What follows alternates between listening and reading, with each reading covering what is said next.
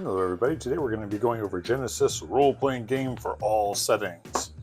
This is something that came out by Fantasy Flight a little while back. I think Edge Studios is the one who's handling it now. This is a really cool kind of system for generically any type of game you would like. There are several different basic little classes, skills, abilities, all the like. For the most part, they do a good job by giving you additional settings.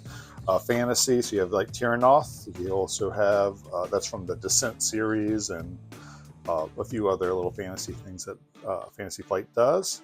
You also have, where is it at?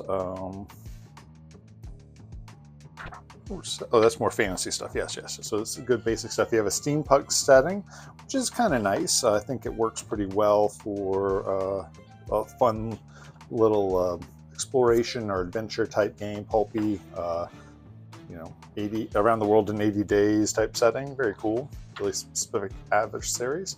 Then you have like weird wars where you're dealing with strange events during World War II. You also have modern day, normal people doing normal stuff, or very heroic stuff, really. Then you have science fiction. So you have like Android and like all the sci-fi, cyberpunk from that. Really cool. I like that one a lot.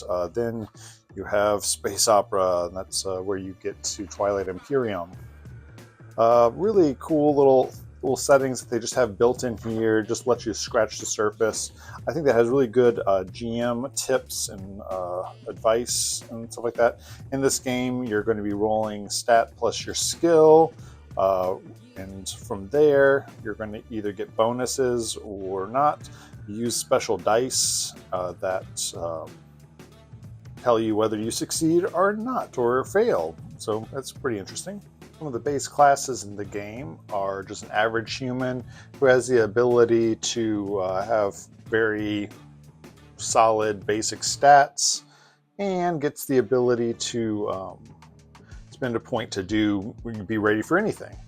Then you have like a laborer, a strong guy. He has higher physical stats, higher wounds, less mental stress strain, but he also has the ability to ignore a critical hit against him or something like that. Then you also have like the intellectual with a higher intelligence and less agility, with a higher strain, lower wounds, who can kind of come up with something with a story point. In this game, you have a story point that you can do stuff. Then you have aristocrat, who is the social person, and again, you have like a forceful personality, and you can do cool things with that. Those are all the character archetypes that they have in the base game. You'll be using Genesys dice, which are kind of wild with little different dice faces and stuff like that to get, a critical success would be this little face. Normal successes are these. You get little advantages to activate your skills and the like. Meanwhile, you have these bad dice, which is critical failure, failures, targets, which are bad things that bad guys could use against you. So you roll these little dice all together in one thing. It makes for kind of exciting little combat scenarios, or just solving little things. Everything's a little bit of a challenge. Genesys is a very cool game. I find it just very pulpy game. My players weren't too keen on learning the dice in this game, but it is, I think, a very cool one if your players are willing to put in a little bit of effort to learn how to read the dice and such like that to activate their abilities. Great game. I think they did a Star Wars game with it, which again is very fun.